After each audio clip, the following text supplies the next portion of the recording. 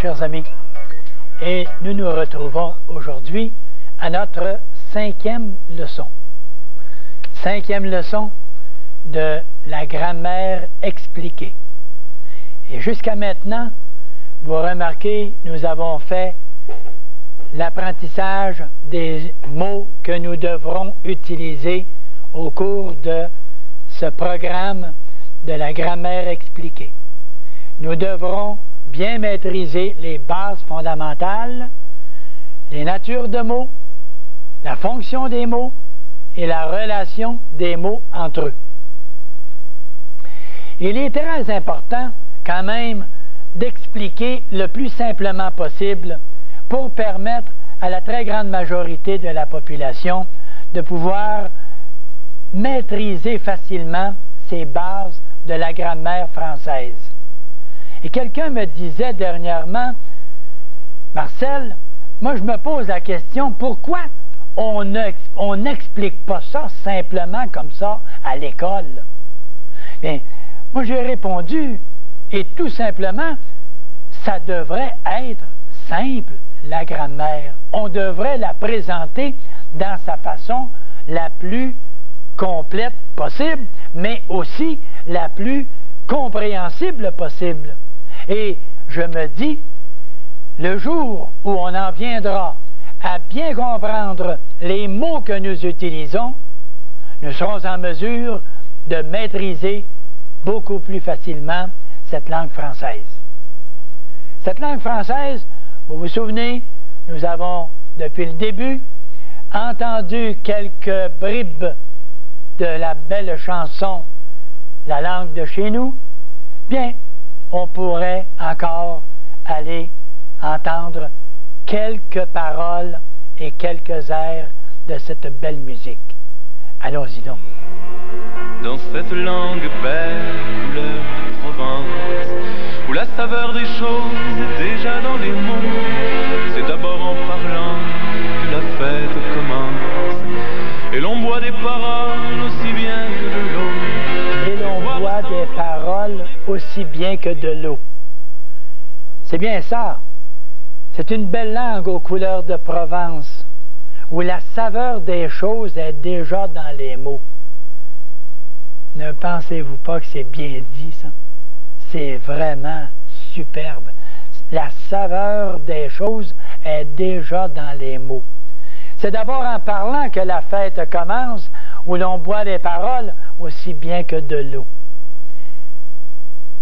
C'est la parole, ce sont les mots de notre chanteur français, et Yves Dutheil nous apporte de temps en temps cet air que nous fredonnons, que nous répétons, que nous chantonnons, quoi. Et avec les paroles que nous entendons de temps en temps, on sait que la langue française, elle est belle, il faut la respecter, il faut un peu, comme disait quelqu'un, il faut que ce soit notre majesté, la langue française, notre majesté. On la respecte, et on la respecte en la parlant bien et en l'écrivant bien. Alors à tous les auditeurs, tous les téléspectateurs qui présentement suivent notre 5e émission, c'est bien notre 5e émission, alors je dis à tous ces auditeurs, un peu comme Ambrosio me disait une fois dans une lettre qu'il m'écrivait l'année dernière, je suis un de vos auditeurs invisibles. Alors à tous ces auditeurs invisibles que j'entrevois dans le salon ou dans la cuisine, à tous ceux et celles qui, à travers la province, maîtrisent davantage leur langue française, je vous dis, bravo, ne lâchez pas, et habituez-vous même à reconnaître les fautes que nous retrouvons parfois dans des annonces ou dans les journaux. Et je me rappelle qu'un journaliste disait, il y a quelque temps, qu'il avait intitulé son texte « La faute ». Et la faute en parlant d'une annonce dans un restaurant. Mets grec, cuisine grecque. Et puis, on disait à ce moment-là, mets grecs, G-R-E-C-S. Mais quand on parlait des mets grecs, G-R-E-C, G-R-E-Q-U-E-S. Or, l'individu est entré rencontrer le patron pour lui demander si c'était pas possible de corriger la faute, parce que le mot grec, G-R-E-C, au féminin, exceptionnellement fait grec, G-R-E-C-Q-U-E. Alors, les mets grecs, G-R-E-Q-U-E-S, on aurait dû marquer G-R-E-C-S, et non pas G-R-E-Q-U-E-S, qui se prononce gre-que. Alors, on voit des fautes comme ça dans les journaux, on voit des fautes dans les annonces, on voit des fautes un peu partout, et on dirait que, à force de s'habituer, on tolère ces erreurs-là. Ne tolérez pas les erreurs. Allez rencontrer les personnes responsables et allez donc leur dire. Et à l'occasion, quand vous assistez à un repas et que vous avez un menu et que vous voyez une faute, signalez-la donc peut-être. Ça permettrait de corriger la situation et nous habituer à respecter cette majesté la langue. Moi, je n'aimerais pas, moi, avoir une petite couette qui me redresserait sur la tête et qui, à l'arrière de la tête, là, apparaîtrait régulièrement. Alors que quelqu'un pourrait me dire, passe donc la main et baisse, enlève ta couette comme ça. Enlève ta petite mèche de cheveux, là, qui dépasse. Il me semble que je paraîtrais peut-être un peu mieux. C'est difficile de bien me faire paraître, mais quand même, il y aurait tout de même un moyen de s'aider. Et c'est une façon. Et si on veut respecter la langue française, faisons en sorte que, quand nous l'écrivons le mieux possible. Nous avons les dictionnaires pour nous aider. Nous avons les difficultés de la langue française, le dictionnaire des difficultés du français. Nous avons le multidictionnaire, nous avons un peu toutes ces notions-là. Allons-y avec facilité, utilisons les volumes. Et ici, quand on a les difficultés du Larousse, c'est la même chose. On va s'en servir d'ailleurs tantôt. Alors, nous y allons maintenant, puisque notre 5e leçon, c'est une leçon qui va être quand même très importante parce que nous allons parler des noms composés et toute la série également qui traite du nom. Nous avions dit, lors de notre dernière émission, nous avions parlé au sujet du nom collectif. Et quand nous parlions du nom collectif, nous avions dit ici que le nom collectif désigne un ensemble ou une collection de personnes, d'animaux, de choses de la même espèce. Ah, par exemple, la foule des employés ou une bande de sauvages, une bande de méchants garnements. Une bande veut dire une quantité, une nuée de fourmis, une nuée d'abeilles, ou encore un tas de saloperies, un tas, une quantité, collection. Tout simplement, une caravane de roulottes, une caravane non collectif. Maintenant, est-ce que le non collectif va être responsable de l'accord du verbe ou ce sera le complément du collectif? Un complément du collectif, c'est lorsqu'on va dire, par exemple, une foule de soldats se reposait sur le sol. Une foule de soldats s'étendait sur le sol. Est-ce que c'est la foule qui s'étendait ou ce sont les soldats? Mais on voit tout de suite le sens de la phrase.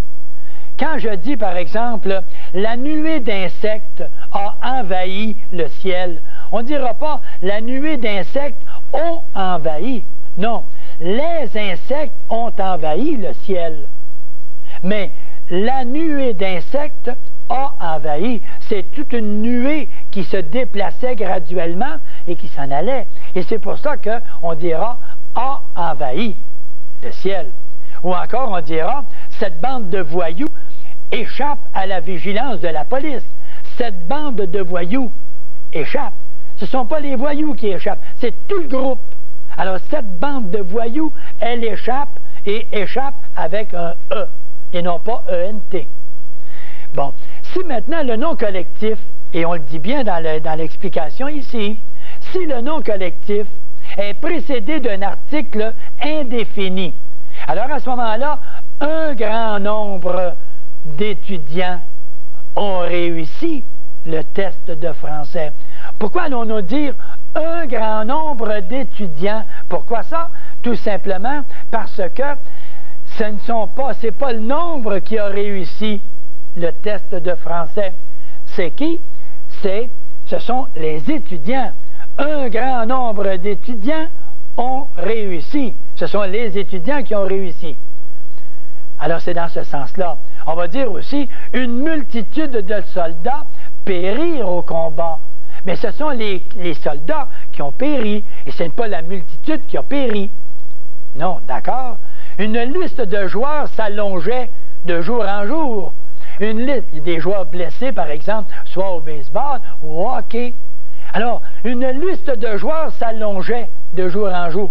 Est-ce que ce sont les joueurs qui s'allongeaient ou bien c'est la liste qui s'allongeait? Mais c'est la liste. C'est qu'à mesure, il y avait jour après jour d'autres joueurs qui étaient blessés. Alors, c'est la liste qui s'allongeait et non pas les joueurs qui s'allongeaient. Alors, c'est un petit peu ce qu'on dit, le nom collectif. Alors, c'est pour ça que quand je me retrouve avec le cahier d'exercice, qui, lui, le cahier d'exercice correspond également à la grammaire. Alors, il va directement avec la grammaire, et quand on prend les noms collectifs, bien, j'ai marqué comme exemple, là, la pile de cahiers tombera si vous bougez, et non pas la pile de cahiers tomberont. Ce ne sont pas, c'est la pile qui va tomber. Toute la pile. Mais je comprends que la pile est faite de cahiers, un ensemble de cahiers, et c'est toute la pile qui va tomber. Donc, la pile de cahiers tombera. On a un autre exemple. Une multitude d'araignées envahit ou envahissent les sous-sols. Une multitude d'araignées envahissent. Ce sont les araignées qui envahissent. À ce moment-là, comme c'est une multitude avec un article indéfini, une multitude d'araignées envahissent, et ce sont les araignées qui envahissent le sous-sol. Et avec ça, bien, vous avez également le corrigé à la fin. Vous avez juste à aller à la fin et vous allez aller chercher la correction pour vérifier si votre compréhension a été excellente. Les noms sont terminés avec cette période d'information et nous passons maintenant avec le tableau également parce que j'aime bien travailler avec le tableau. Nous allons travailler sur les noms composés. Là, on a besoin d'une attention peut-être un peu spéciale puisque les noms composés, si maintenant on voit ici au bas de la page, les noms composés formés de plusieurs mots, parce que quand on dit composé, ça signifie que c'est formé de plusieurs mots. Alors, comme c'est formé de plusieurs mots, je vais m'approcher du tableau et immédiatement, nous allons entreprendre cette explication parce que vous vous souvenez que l'Académie française, l'année dernière, avait pris une décision et elle avait pris la décision de modifier les noms composés. Or, il y a eu des changements qui ont été effectués par la suite et on s'est retrouvé à revenir à la normale. On revenait avec la loi antérieure, c'est-à-dire la loi précédente. Or, l'Académie française, c'est un ensemble de 40 individus. 40 individus qui ont certainement des décisions à prendre dans tout ce qu'ils ont à réaliser, mais on veut essayer d'améliorer le français. Et je me souviens d'une parole que j'avais écrite déjà lorsque Bernard de Fontenelle disait ceci à propos de l'Académie française. Il disait un peu de façon railleuse, en raillant un peu les membres, quand nous sommes 40, on se moque de nous. Mais quand nous sommes 39, on est à genoux devant nous. Ah! Quand on est 40, on se moque de nous. Mais quand nous sommes 39, on est à nos genoux. Et c'est Bernard de Fontenelle qui disait ça. Puis, il avait ajouté une autre fois, la meilleure façon pour un écrivain de ne plus penser à l'académie, c'est d'entrer dans l'académie. C'était pas mal, hein? Alors, tout ça pour dire que l'Académie française, c'est important. Elle a fait des changements, les critiques et les discussions sont survenues, et on est revenu à la façon traditionnelle, et on a mis de côté toutes les décisions que nous avions exposées l'année dernière dans le cours. Alors, le nom composé, allons-y maintenant, et retenons bien la façon bien précise que je veux vous exprimer dans cet exposé-là. Le nom composé, le nom et l'adjectif prennent la marque du pluriel. Le nom et l'adjectif prennent la marque du pluriel. Ce qui veut dire que si je dis des coffres-forts,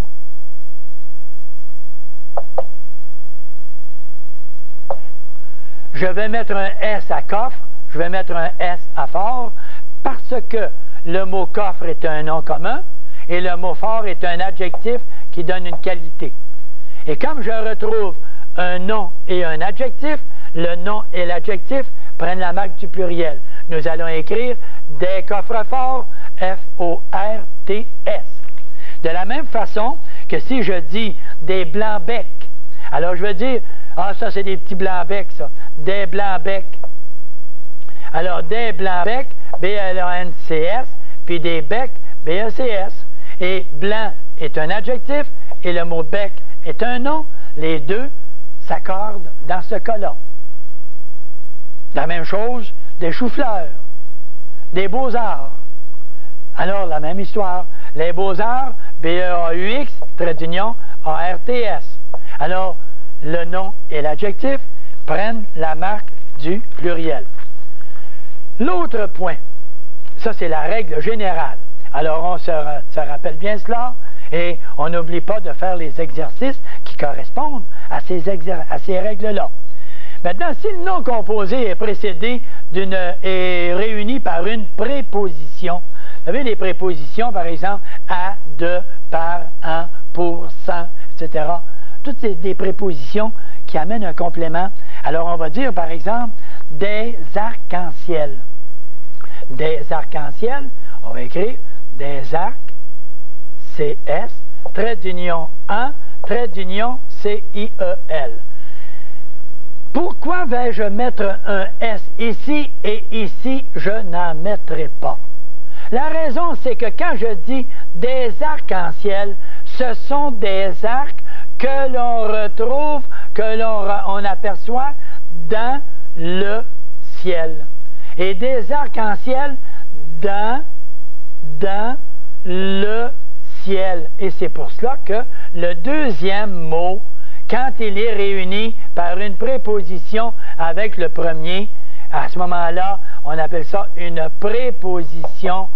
Un arc dans quoi? Dans le ciel. Donc, le « en » est une préposition. Le deuxième reste invariable. Ça, c'est précieux à savoir, ça. Ça, il faut bien se rappeler cela.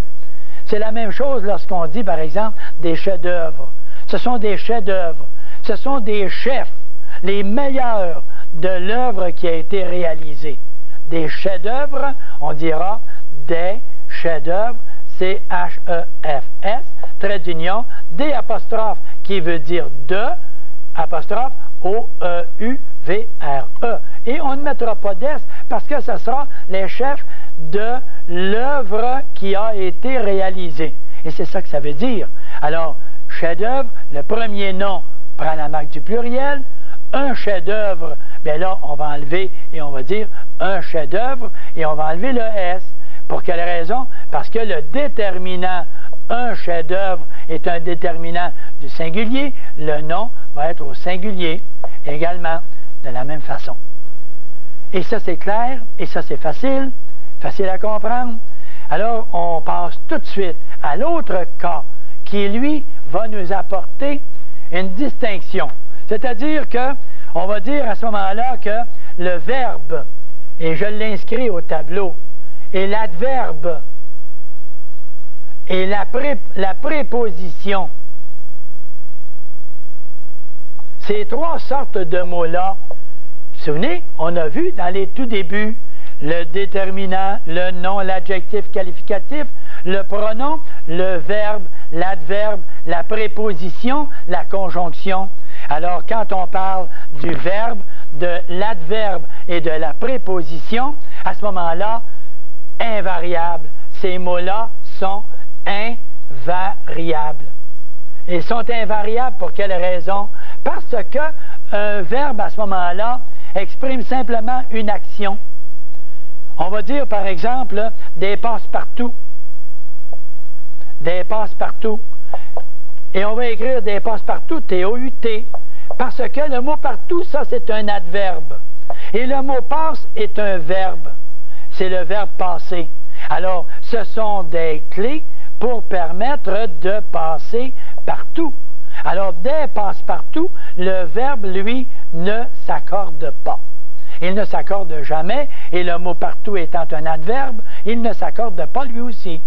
La même chose des ouvre-boîtes, O-U-V-R-E, trait d'union, B-O-I-T-E-S, les boîtes. Alors, on va y mettre un petit accent circonflexe, et on se rappelle que l'accent circonflexe, il est revenu. On dit une boîte, boîte, boîte, le son wa, et non pas bois. Si je dis c'est boiteux, regardez, c'est simple quand même, c'est simple le français. Je regarde boiteux, je dis boire, mais je dis boîte, et le son wa, avec ouverture plus grande que le wa. Le wa et le boîte. Alors, boîte, accent circonflexe. Il revient, alors que l'an dernier, l'Académie française avait fait des changements, on avait tout éliminé les accents circonflexes sur ces i, etc. Hein? Alors, ils reviennent à la façon régulière.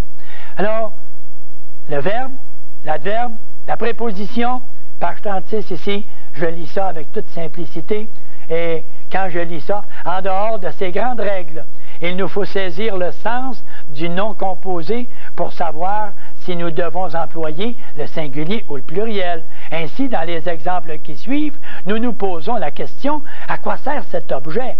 Et quand on parle de nom composé qui nous oblige à réflexion, alors à ce moment-là, on va voir certains exemples. On va dire, par exemple, un essuie-main. Est-ce que je m'en vais marquer un essuie-main? Ça, c'est quoi ça? Qu'est-ce que c'est ça, un essuie-main?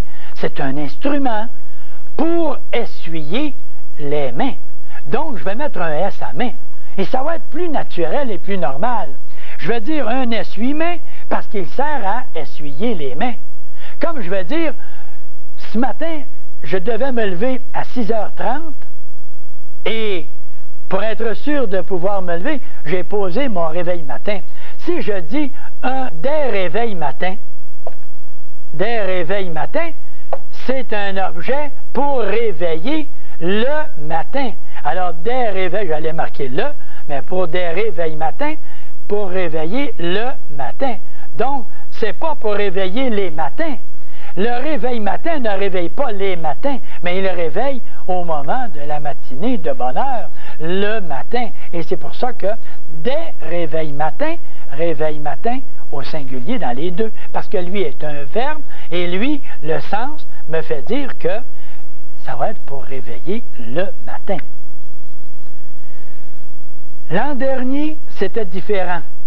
À des réveils matins, on l'écrivait d'une autre façon. Permettez que je ne vous la rappelle pas. Mais pour ceux et celles qui peut-être l'ont vu écrit différemment, rappelez-vous une chose, que l'Académie française a droit de faire des modifications et de revenir sur sa décision. Elle est revenue sur sa décision. Et en revenant sur sa décision, qu'est-ce que c'est qu'on a fait? On est resté avec le sens de la phrase qui nous dit que c'est pour réveiller le matin.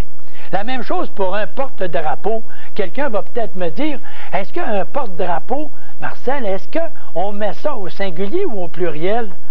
Alors, un porte-drapeau, on va le marquer comme ceci, un porte-drapeau.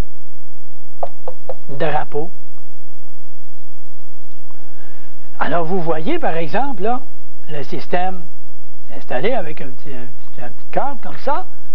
Et qu'est-ce qu'on pose en haut? Un drapeau. Mais vous savez qu'à l'occasion, il y a plusieurs endroits où on va avoir 2 drapeaux également. Donc, il se peut qu'un porte-drapeau puisse supporter ou faire flotter au vent des drapeaux comme un drapeau. Alors, un porte-drapeau au singulier, un porte-drapeau avec un X ici au pluriel, eh bien, ça va être accepté. Parce que la logique me dit que c'est possible qu'un porte-drapeau serve à poser 2 drapeaux ou un drapeau. Mais si je dis un casse-noisette, j'ai acheté un casse-noisette, dites-moi là, quand vous achetez un casse-noisette, est-ce que vous avez l'intention, d'acheter le casse-noisette pour casser une noisette? Je pense que si vous avez décidé de casser une noisette, vous allez probablement prendre le marteau, puis vous allez peut-être dire, ben écoute, pour casser juste une noisette, je vais prendre le marteau, puis je vais la casser avec. Alors là, vous avez décidé que vous achetiez un casse-noisette, c'est pour casser des noisettes, et on va mettre un S à noisette. Alors, un casse-noisette, un appareil pour casser des noisettes. Et à ce moment-là, le bon sens, c'est lui qui me guide constamment. Le bon sens, la logique, me permet de prendre ma décision pour savoir si j'accorde ou si je n'accorde pas. Tout simplement. Alors, quand nous avons des mots composés comme ça, alors à ce moment-là, des noms composés, il s'agit de regarder dans bien des cas le sens de la phrase.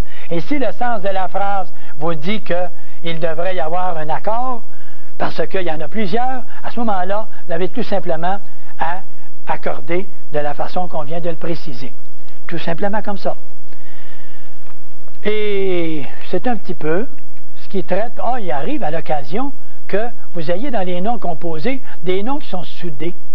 Soudés, c'est-à-dire fusionnés ensemble. Ça, c'est devenu soudé. Pourquoi? Parce qu'avec le temps, certains individus, ils ont réuni les 2 mots. Ils ont dit, par exemple, des bonjours. Mais au lieu de marquer des bons, B-O-N-S, puis jour, J-O-U-R-S, ils ont dit des bonjours, B-O-N-J-O-U-R-S. Bonjour, un bonjour, je vous souhaite le bonjour, B-O-N-J-O-U-R, les bonjours, B-O-N-J-O-U-R-S. Tout simplement comme ça. Tout simplement comme ça. Alors, pour les noms composés, il y a certainement obligation, si c'est nécessaire, ça, d'aller jeter un coup d'œil dans ce temps-là sur le dictionnaire et sur la grammaire. Alors, quand on parle des noms composés, on a le nom composé et on sait de quelle façon on l'accorde maintenant. Le nom et l'adjectif s'accordent, tout simplement. Et quand on a une préposition, à ce moment-là, le premier seul s'accorde. Et quand on a des noms composés où le sens va faire varier l'accord, alors à ce moment-là, c'est bon de remarquer. Mais quand c'est un verbe, un adverbe, une préposition, à ce moment-là, pas d'accord. Ces mots-là sont toujours invariables. Il restera peut-être un petit détail où je vais parler du mot garde et du mot grand avant de terminer cette partie-là des noms composés. Le mot garde et le mot grand. Le mot garde, c'est simple. C'est simple et je vais vous dire, je vais vous montrer ici, tout simplement ici, attendez un petit peu, éliminons ceci et on va aller chercher le mot garde qui est tout juste là. Le mot garde qui est ici, si on jette un coup d'œil, c'est un mot qui peut être un nom ou un verbe. Alors s'il est un nom ou s'il est un verbe, tout va dépendre de quelle façon il va s'accorder. Quand je vais dire que le mot garde est un nom, garde malade par exemple, alors à ce moment-là, le mot garde sera un nom qui désigne une personne. Alors s'il désigne une personne, le mot garde va s'accorder. Si le mot garde désigne un objet, à ce moment-là, le mot garde ne s'accordera pas.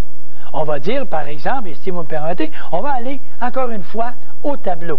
le tableau qui, lui, va nous permettre d'apprécier un petit peu ces petites règles-là. Et je dis, par exemple, des gardes malades. Quand je parle de garde malade, je dis des gardes malades, bien ça désigne une personne. Donc, ce sont des gardiens des malades, les personnes qui gardent les malades. Alors, ce sont des noms, et c'est un nom ici, et c'est un nom, et les deux vont s'accorder. Tandis que si je dis des gardes-manger,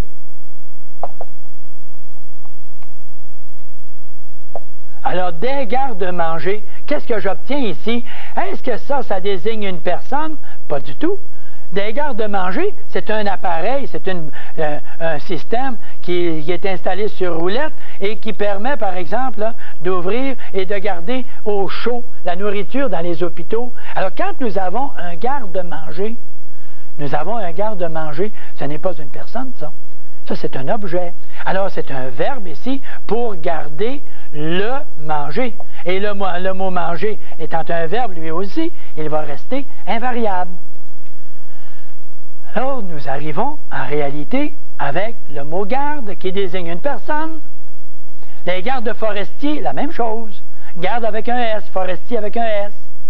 Si je dis maintenant des garde-boue, vous savez, en dessous derrière les roues pour les autos, des garde-boue. Alors, quand on va dire des garde-boue, qu'est-ce qu'on va faire? Servons-nous de notre bon sens. Ça, c'est le verbe garder. Alors, pour garder contre la boue. Et comme on se protège de la boue, des garde-boue, on ne mettra pas d'S à boue, parce que c'est pour protéger de la boue. Et c'est la même chose dans tous les autres cas. Si on dit des têtes à tête, je viens avec cet exemple-là parce que tantôt, on a parlé de la préposition. Des têtes à tête, ça veut dire des conversations qui vont d'une tête à une autre tête. Et on ne l'accordera pas parce que c'est le bon sens. Des casse-coups, ce sont des gens qui risquent de se casser le cou. Alors, s'ils risquent de se casser le verbe, le cou, alors on ne mettra pas S à cou. Des casse-coups qui se cassent des jambes, qui vont se casser le cou. Ils ne casseront pas plusieurs coups, ils vont se casser le cou. Alors, c'est le bon sens encore. Alors, nous arrivons avec le mot garde. Nous avons terminé le mot garde. Nous allons prendre un petit détail au sujet du mot grand.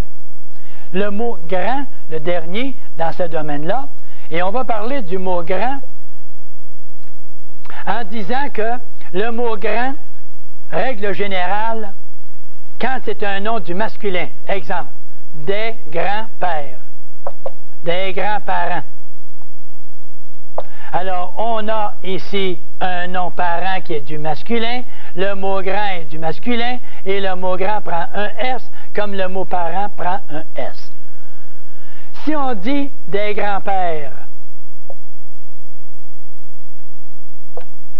père avec un S, parce qu'il est du masculin, le mot grand il prend un S, il est du masculin.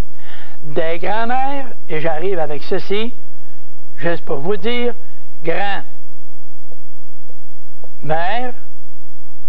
et le mot mère est du féminin, et le mot grand reste masculin, mais par contre, on arrive avec une difficulté actuellement. C'est que de plus en plus, on nous présente le mot grand-mère avec un nom féminin, le mot grand peut prendre un S. Alors, si le mot grand peut prendre un S, vous allez peut-être me dire, mais qui nous dit que le mot grand prend un S? Alors, je m'en vais tout simplement chercher l'information. Et dans l'information que j'obtiens ceci. Je regarde ici, dans le bon usage de Duculot, un livre très fort apprécié, et remarquez son volume, sa quantité, et toute l'information est là. Alors, qu'est-ce qu'on nous dit à propos du mot grand? Regardez bien.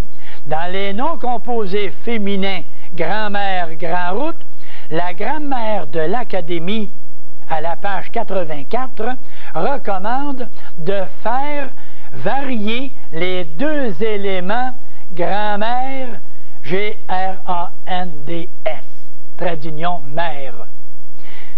La grammaire de l'Académie à la page 84 recommande de faire varier les deux éléments.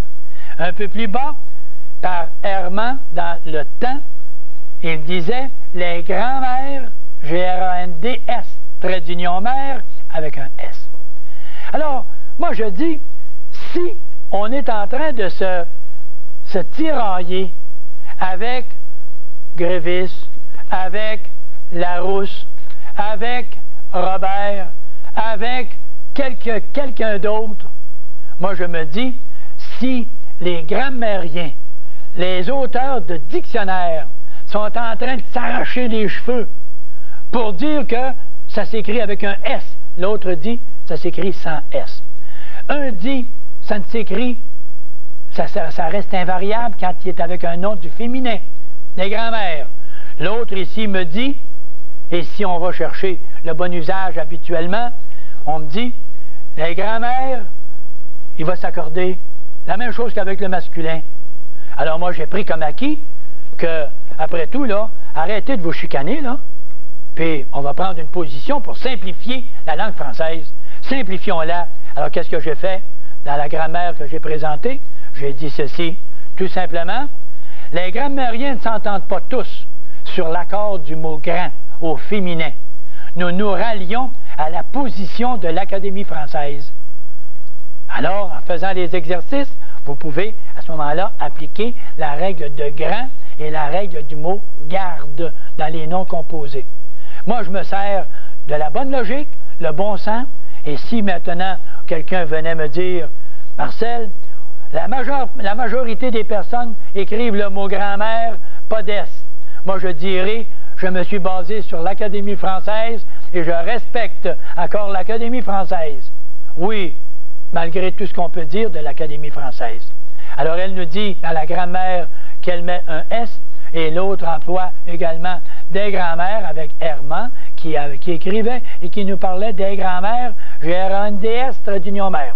Alors, simplifions la chose, le mot grand, mettez-lui donc un S quand il est au pluriel. Des grands-parents, grand S parent S, des grands-pères, grand S parent père S, des grands-mères, grand S, mère S. Alors, ça ne complique rien et ça nous simplifie la vie. Et on respecte également les auteurs très respectables. Les auteurs comme la grammaire gréviste ou encore le bon usage de gréviste. Peu importe les situations dans lesquelles on se trouve, on peut toujours aller référer à ces circonstances-là.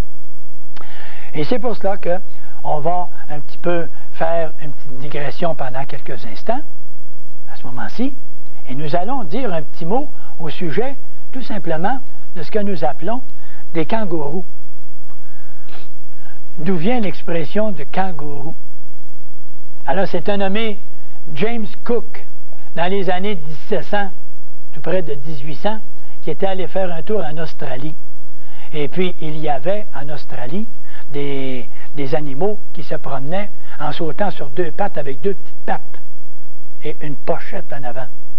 Et mon James Cook demande à des autochtones qu'il y avait là, il leur demande, mais qu'est-ce que c'est que ça? Comment ça s'appelle ça?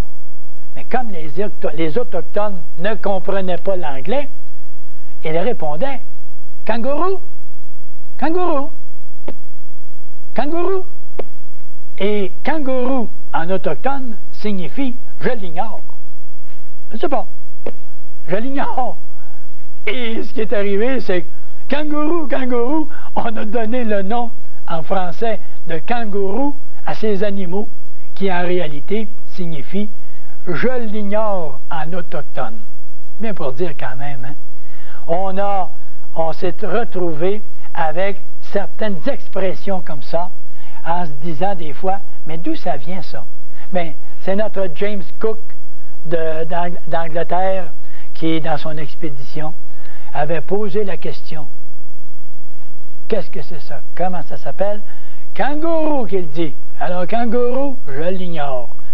Si un jour vous voulez dire à quelqu'un que vous ignorez quelque chose, vous pourrez parler la langue autochtone en leur disant tout simplement kangourou. Ce qui veut dire, je l'ignore. Et voilà. Ça, c'est pour la petite digression, ça. La petite au milieu de notre leçon. Et nous revenons maintenant à nos oignons. D'ailleurs, nous aurons l'occasion un bonjour de parler de l'expression quand on dit qu'ils se sont mis en rang d'oignons. D'où vient cette expression-là? Je défie la majorité des gens qui nous écoutent de trouver exactement d'où vient l'expression en rang d'oignons. Et j'attends un bonjour, on la présentera, et je vous dirai d'où elle vient, cette expression, rang d'oignons.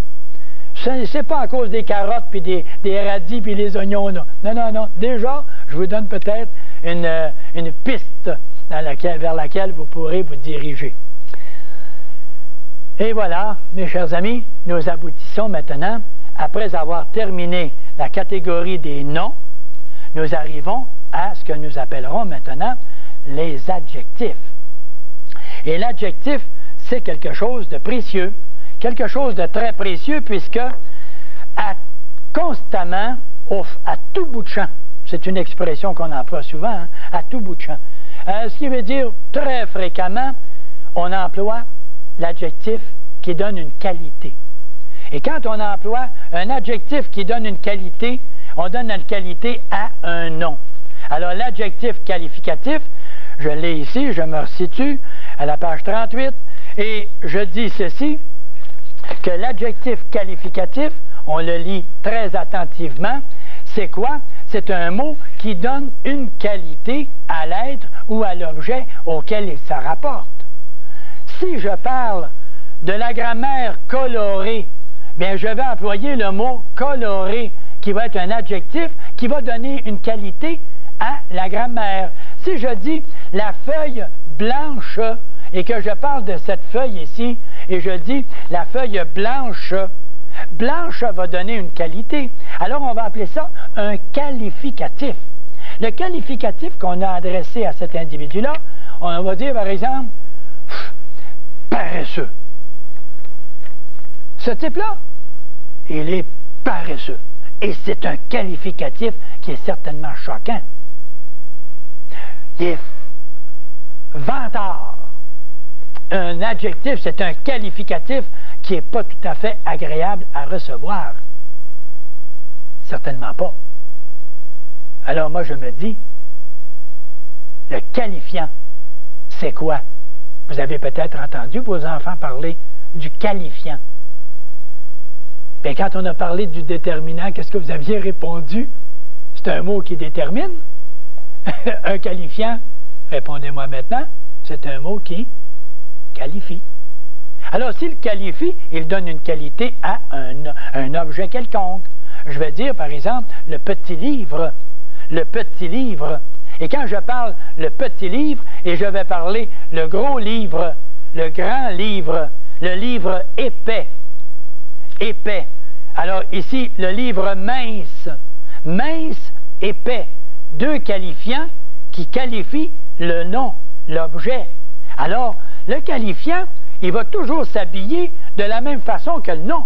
Si le mot livre est du masculin, le qualifiant, l'adjectif qualificatif, sera masculin. Si le qualifiant, ici, on va dire la recherche intéressante, la recherche intéressante. Alors, j'ai fait une recherche intéressante. Pourquoi? Parce que le mot recherche est du féminin. Et là, peut-être que certaines personnes vont peut-être me dire, franchement, j'ai pas l'impression qu'on va se rendre à la 40e leçon de cette façon-là, en avançant à petits pas. Je vous défie de me faire le reproche dans 10-15 leçons.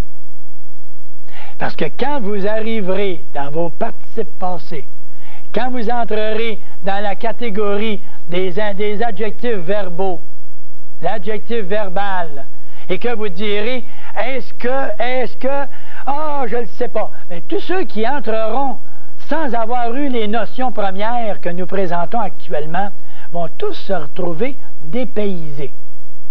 Tandis que vous aurez compris, vous aurez lu, vous aurez maîtrisé les bases de votre grammaire, vous arriverez dans ces cas-là et vous les résoudrez avec facilité. Alors, l'adjectif qualificatif, mot qui qualifie, mais s'il qualifie, il qualifie quelque chose. Je n'ai jamais vu quelqu'un rentrer, moi, dans une maison, puis en présence de quelqu'un, puis de dire beau, beau, oh, beau. Non. Si quelqu'un parle de quelque chose de beau, il va parler de quelque chose. Donc, il va falloir qu'il nomme l'objet. Alors, s'il dit beau paysage, ah là, c'est merveilleux. Le mot beau, le qualifiant, s'adresse au paysage. À ce moment-là, parfait. Parfait. Si maintenant, l'adjectif donne sa qualité à deux noms, on va dire, par exemple, la secrétaire et le patron, sérieux ou sérieuse? La secrétaire et le patron sont sérieux ou sérieuses? Le mot sérieux, je vais revenir avec mon expression. Tu es un petit qui, toi? Mais qui es-tu pour pouvoir t'inscrire comme ça, comme mot dans une phrase? Je suis, qu'il me répond, un adjectif qualificatif, parce que je donne une qualité, mais à qui? À patron et à secrétaire. Patron masculin, secrétaire féminin. Ils sont deux, donc le mot va être au pluriel, parce que le nom, il y a deux noms et il y a un adjectif. L'adjectif va s'adresser aux deux noms. Les deux noms vont être soit singuliers, peu importe, mais l'adjectif va s'adresser à deux, il va être pluriel. Alors on va dire, le patron et la secrétaire sont aimables. Aimable, je mettrai un S, parce que, qui ça, aimable? Patron et secrétaire. Ils sont deux, pluriel. Maintenant, il arrive que, si je dis le secrétaire et le patron, la secrétaire et le patron sont sérieux. Pourquoi je veux dire sérieux ou sérieuse? Je veux dire sérieux parce qu'il existe une loi, et c'est une convention, qui un jour peut-être changera. Mais pour le moment, on est encore avec cette loi. Et le jour où on dira, c'est un peu de féminisme ça, c'est un peu de ci et de ça, on dira peut-être, accordons l'adjectif avec le nom le plus rapproché. Et si le nom le plus rapproché est féminin, peut-être qu'à ce moment-là, l'adjectif sera féminin. Mais actuellement, il n'y a pas de changement. L'Académie française n'a rien modifié. Et on reste encore avec la loi générale que si deux noms, un est du masculin, ou les deux sont masculins, l'adjectif est masculin. Si un nom est du masculin et un du féminin, l'adjectif va rester du masculin. Si j'ai deux noms du féminin, l'adjectif va se placer au féminin. Et là, quantité d'exemples peuvent vous être fournis dans le cahier d'exercice. Bien entendu, vous pouvez avoir des exemples. Ici, j'avais des exemples sur les noms composés.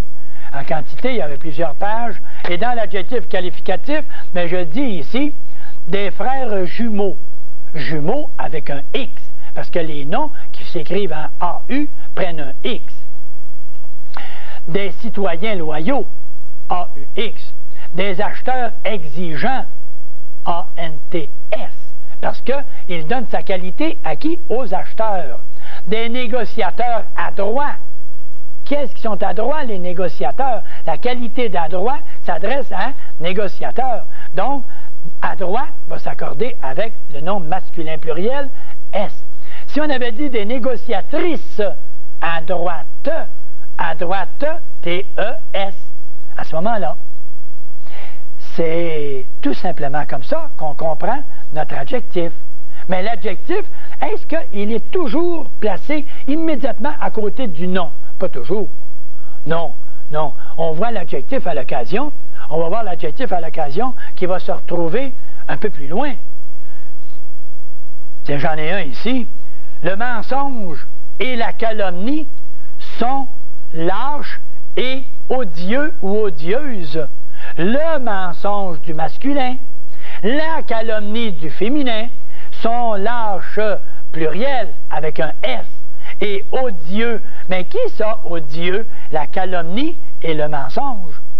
Alors, les deux, un du masculin, un du féminin, l'adjectif se met au masculin. Et comme ils sont deux, au pluriel, masculin, pluriel.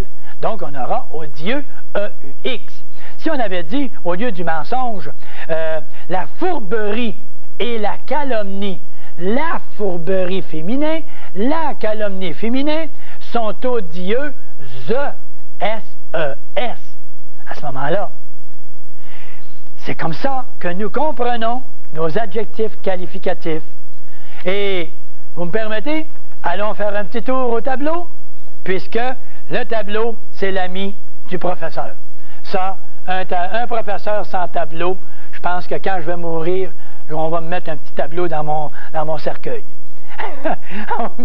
On va me mettre un petit tableau, parce que j'ai toujours traîné mon tableau. J'ai toujours bien aimé mon tableau.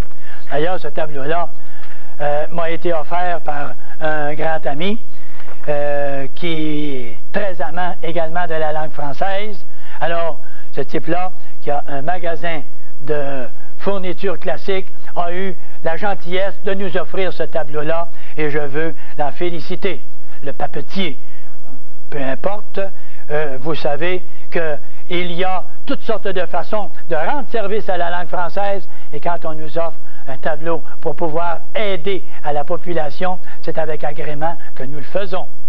Et je regarde ici, et je regarde l'exemple que j'ai donné dans le cahier d'exercice. Il portait des bas de coton troués.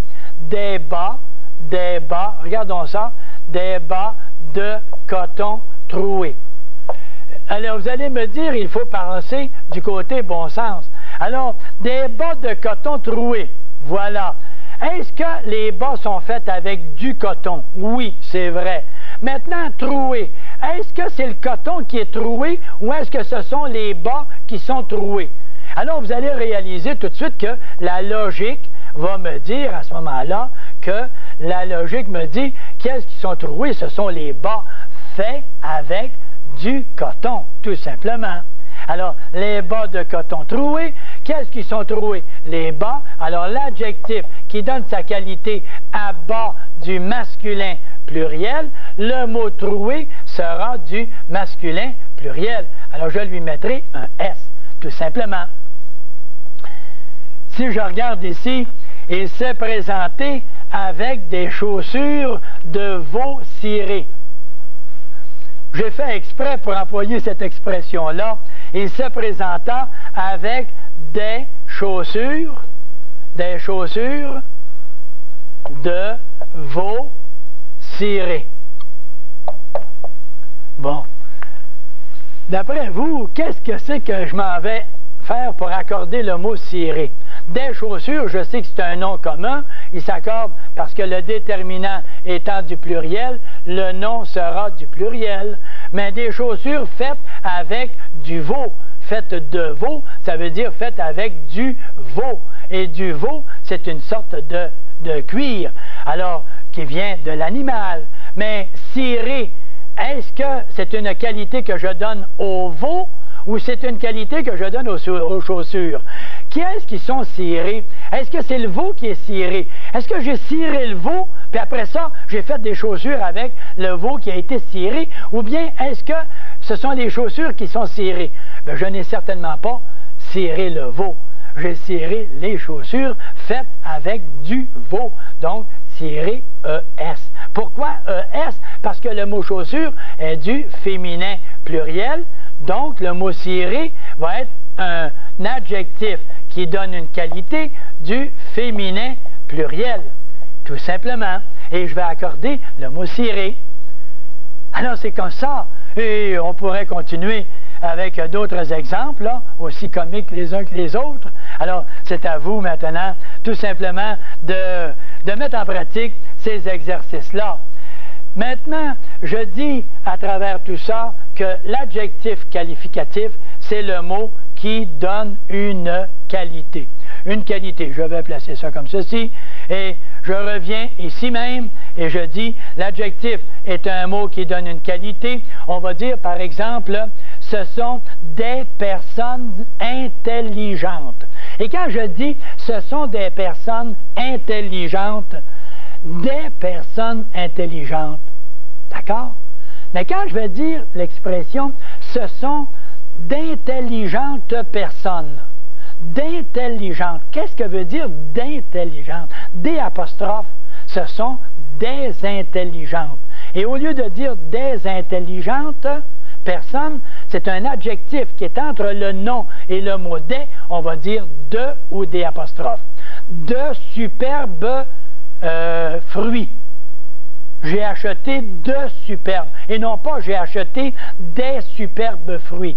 Non, j'ai acheté de superbes. Le de au lieu de des, quand on a un adjectif. Ça, c'est pour que ça se prononce mieux, tout simplement.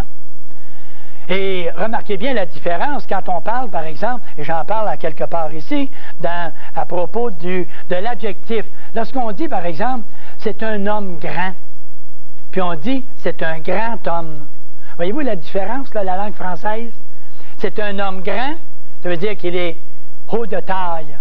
C'est un grand homme, il est peut-être petit comme Napoléon, mais c'est un grand homme, un homme qui a fait sa marque. Alors, c'est un petit peu à travers tout ça que nous terminons notre émission actuellement. Et toutes ces choses-là, vous pouvez les retrouver dans la grammaire expliquée que vous pouvez vous procurer dans n'importe quelle librairie à travers la province, dans votre région, quoi. Et pour terminer, je vais tout simplement vous dire une chose, c'est que ceux dont la conversation manque de profondeur se rattrape souvent sur la longueur. Je la répète, elle est bonne. Ceux dont la conversation manque de profondeur se rattrapent souvent sur la longueur. Et comme je ne veux pas me rattraper sur la longueur, je vous laisse le bonjour. À la prochaine.